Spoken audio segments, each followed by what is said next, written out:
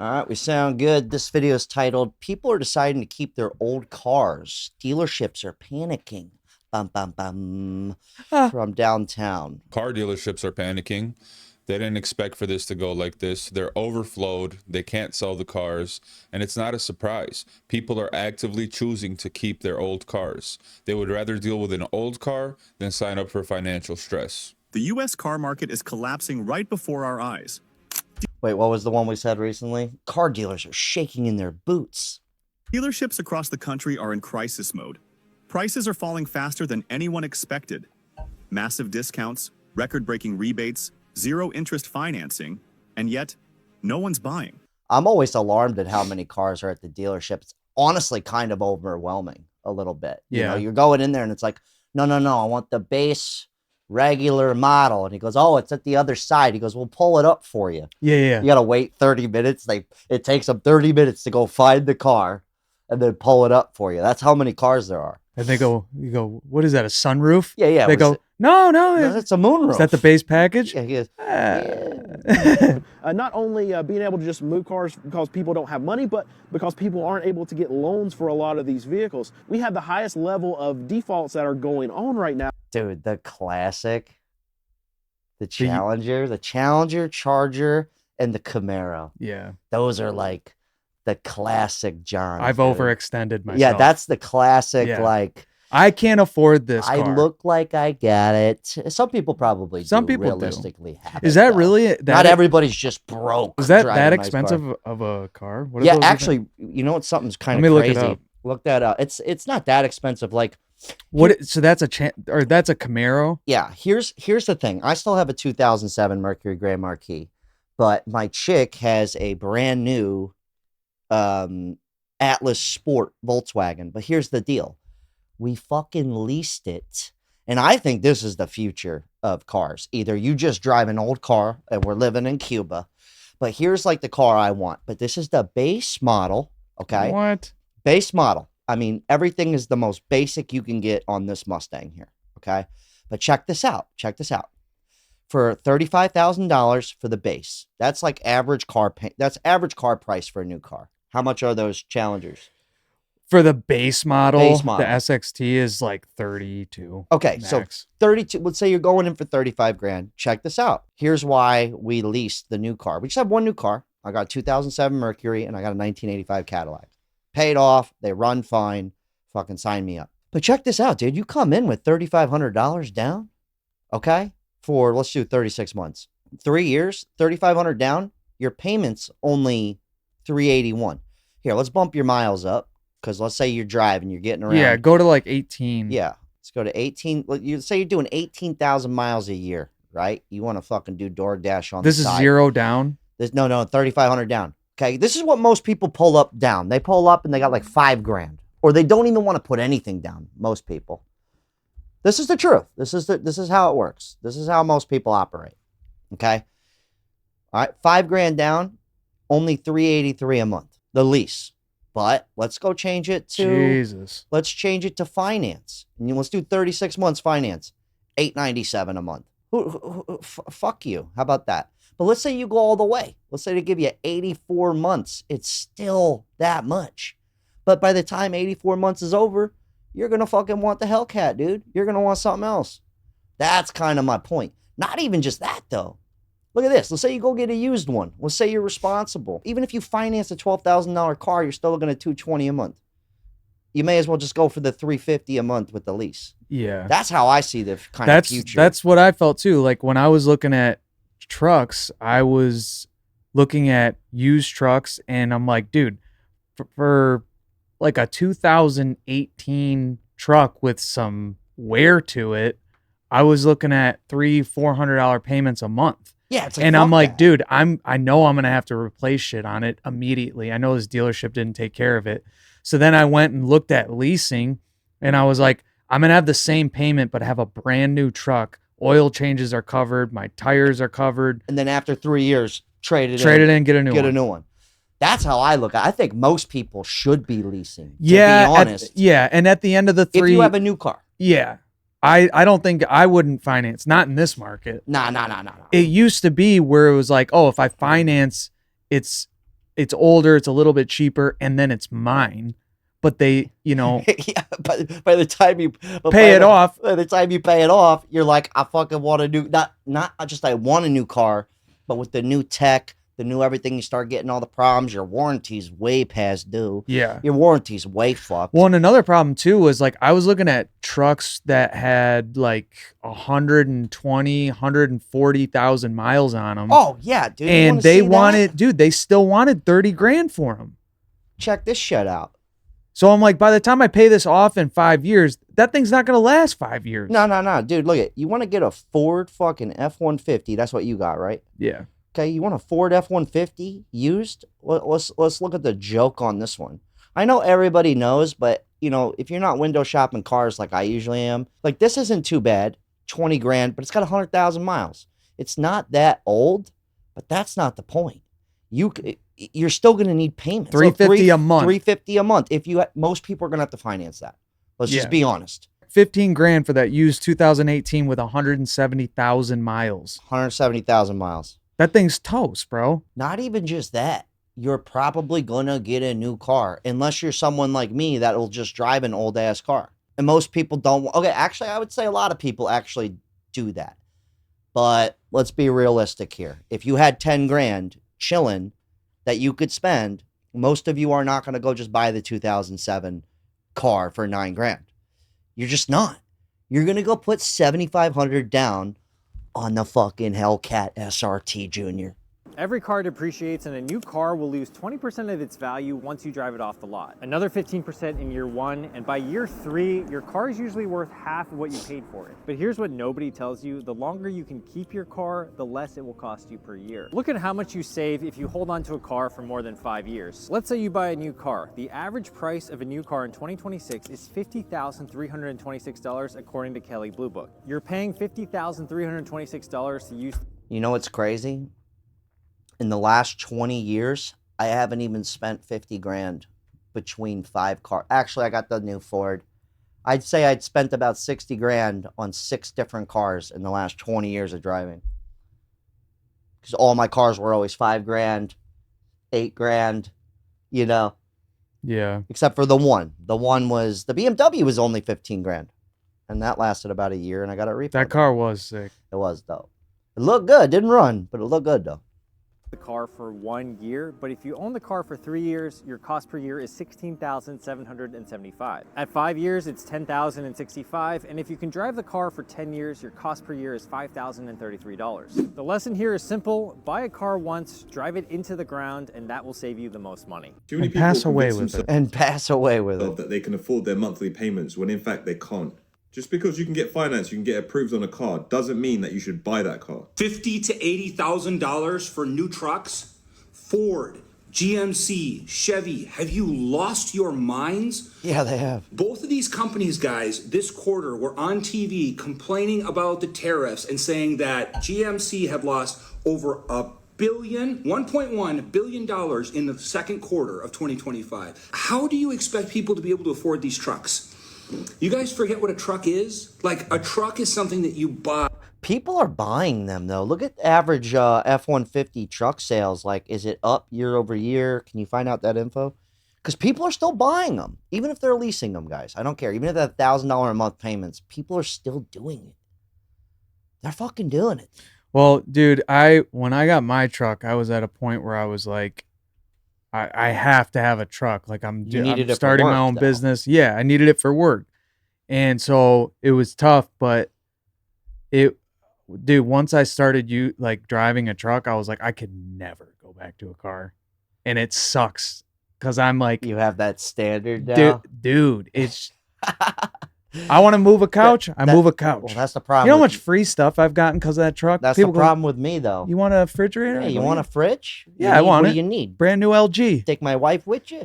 No, no, but ever since I started driving a coupe, because I got an old Cadillac coupe, it's like Papa need a 2-door, dude. Yeah. No, I'm just kidding. I'm still driving an old ass car. Oh, wow. Check this out. What do you got? Commercial truck sales have declined significantly since with 2025 seeing The a lowest? 13.6% drop in the total market, 14% with heavy duty trucks and 14% medium duty trucks in 2025. In order to throw crap in the back of it and be able to work, be able to haul your boat, be able to, throw your family's crap in there and go to the beach. Like, it's a truck. It's a work vehicle. You buy yourself an F-150, buy yourself a Silverado, buy yourself a GMC, 150,000 miles, got to replace the transmission. Going to be super expensive to maintain and upkeep. Yes, there's F-150s over 250,000 miles. And the trucks are actually the thing that these companies make the best, but they're still completely out of their minds with what they're trying to charge us, especially with who these vehicles are for. Well, I hope you guys understand that many people bought their vehicles at a time when vehicles were at an all-time high. These same people who can't afford their mortgages, can't afford their rents, have let these vehicles return to the banks, causing a bottleneck at the dealerships. They have vehicles from 2020. Look that up real quick. In the last look up repo rate in the last 20 years. Like, what's the highest year of repos in the last 20 years? 3 brand new vehicles that they cannot sell. What year was it? They have 2024s that they cannot sell, and then they have 2025s coming in right now that the dealerships cannot sell. And these sticker prices on these vehicles are still $50,000 to $80,000. It's kind of funny because we're actually seeing like what happened with the 2008 financial crisis. We're seeing like the same thing happen, but in the car market. Yeah, but in the car market. They're creating a bubble by giving. That's what I was saying. And and this isn't anything new. Like 10 years ago, no, a little over 10 years ago, they were starting to hand out cars. I mean, they literally gave me a Beamer. I had no business. I was a bartender at TGI Fridays. Like, that right there alone should automatically disqualify me from that vehicle. No offense, but it's true. It's fucking true. But they've been doing that for a long time now. So it kind of makes sense. Bad to the point where at the auctions where dealers get their vehicles, no one is buying them. You will see layoffs at the factories. You will also see a huge slash in the price on these vehicles very, very soon. $50,000 to $80,000 for a. What do you got? So the peak historical years for repossessions is 2009, which was 2 million units. And then 2024 was the last time that got that high with 1.73 million vehicles. And then now 2025 projected new record. So they're thinking it's going to hit 3 million repossessions. 1 million more than the 2009, the year after the financial crisis. But I mean, I don't really blame the consumer. No. I'm more like, what do you expect, dude? Like I said, I'm going to say it for the last time. If it says you bartended at TGI Fridays and you trying to get a Mercedes-Benz or a BMW or a $80,000 truck, that is their fault for approving you. Right there, just your job title alone should have been like, I'm so sorry, sir, but you're a waiter. Yeah. I was a waiter. I had no business driving a fancy car. Now, if I'm the GM of the place, I'm the owner of the restaurant, then yeah, you're going to pull up in the nice fucking car. You know? Yeah. I think it's their fault. Dude, and that's the thing, man, is like you kind of told that line of like ignorance and irresponsibility, but like that last guy was saying about trucks is like trucks are supposed to be for working class and practicality. Now it's a status symbol. Exactly. And they've inflated the price. What do you want blue collar guys, electricians and plumbers and pipe fitters and all these guys that need work vans and trucks. Work vans are too. They're also very expensive. What do you want them to drive? They have to drive trucks. Not to mention, you could go buy a 15-year-old truck, but it's like, I can't afford the maintenance. But not even the maintenance, but when you pull up to a job site, I used to do blue collar. I did carpet, tile, and mold restoration. When me and my dad used to pull up when he had a nice work van. Yeah. Lot different than when he lost everything and bought a shitty ass 20-year-old van. We pull up in a rust bucket. People are like, Yeah, they judge. they almost don't even want to hire you, dude. Yeah. It's like a representation. You know, you're gonna go in here and be like, yeah, it's gonna be $5,000. It's like your car's falling apart. Yeah. You know, like that is a real thing, dude. It's a real fucking thing. 100%. Yeah, 1,000%. Is insane. And people didn't stop liking new cars. They just stopped trusting the deal. Like, you want to lock me in for 72 to 84 months on a car, and these new cars are breaking down like crazy. Payments are literally outliving the car in a lot of cases. I mean, these new pickups are costing as much as houses cost 10, 15 years ago. So it's no wonder more and more people are choosing to drive their old beater instead of getting locked into this debt. Normalize driving vehicles that are 20 plus years old, and you don't have to spend $90,000 to get from point A to point B. I drive a 2002 7.3 Power Stroke diesel truck that my in-laws bought brand new back in 2002, and I looked it up. It was a $33,000 vehicle. In today's money, it's about 50 grand. This truck has been paid off a very long time ago. She just hit 319,000 miles. You do not need a very expensive vehicle. Granted, I know people love their vehicles, don't come for me, but when your payment is more than a mortgage, in the words of my 7-year-old niece, that is cuckoo bananas. You don't need that. Now, I know that vehicles nowadays are nowhere near as trusty as these older vehicles. I know that. Why would I trade this truck in or sell this truck to get anything else? This bitch is going. Her name is Betty. Only done me dirty a couple times, and that's fine. What You know what's vehicle doesn't? crazy though? You know you what? could even fact check this. I think the average car on the road it's an average of 12-year-old car. That's the average car driving. So it's not that extreme. You know what I mean? They're making it seem No, like everybody's no. just pulling up In in new the ca- fucking No. Yeah. No. I see a lot of especially around here, there's a lot of old cars on the road. The problem is with Michigan and is the salt and snow Yeah, if you live anywhere where it fucks snows, your car up. you're gonna want heat. It'll make a 5-year-old car look like it's 10 years old. But you know what though? Living up here in Michigan now, I see a lot of buckets, dude. I see a lot of the hoopties. I see a lot of them, more than I would have expected. But you got to, like, if I had to, I'll Well, be you're near pulling up in the Detroit. 2007. You know. It's not like you can't do it. It's not like it can't be done. Yeah. But it's not ideal when you're living in the fucking snow. Yeah. Now, most people should be driving that though. Literally, like I said, dude, they're just handing these cars out. Yeah. What do you expect? You know, like, you think people aren't gonna do it? Yeah. And you know, another thing too is like a lot of people like that can work on their cars, do their own oil changes, you know, if their brakes need to be changed, they can do that. It's like that helps a lot. Like that last girl talking about that truck, that girl knows someone that works on that truck. Yeah, her husband or something. Exactly. Something. Well, to be fair, I've been driving most of my cars have been old. It's not that much. Even if it breaks down once every 6 months, it'd be $1,000 fix. It'd be a $700 fix. It wouldn't, like, for me, that was never that big of a deal. So to be fair on that. But if you're always month to month, you're checked out, you know, you're not going to be able to afford a $1,200 You're cooked. fix. You got to take that bus. Nope.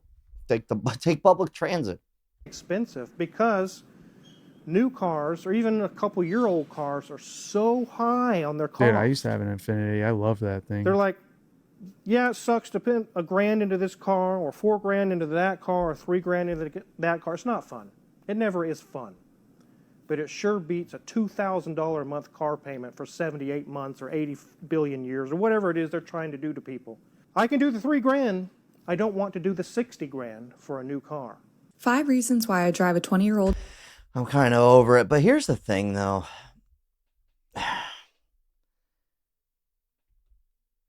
I think it's a lot easier for people because a lot of people don't have money saved up. So a $2,000 repair is hard. You know, like, the unfortunate reality is most people can't afford to spend 20 grand on a car. So then they have to get the car payment if they want anything worthwhile. And it's hard going, yeah, let me spend 10 grand on a car that I really don't fucking want. Most people don't want to do that. I don't want to do that. I've done it. That's the truth. They don't have $3,500 for a repair, but that's a down payment for a brand new car. It's covered in warranty. Lease it. So it's kind of like the catch-22. Let me see. Buying a vehicle you don't need with money you don't have to impress strangers who don't care. No, I mean, have you ever had a new car? It just feels nice. I mean, honestly, it does. Spending big money on a wedding is a waste of money too. Yeah. Let me see. The great thing about old cars is they don't have a whole computerized system that breaks down all the time. Yeah, that is nice.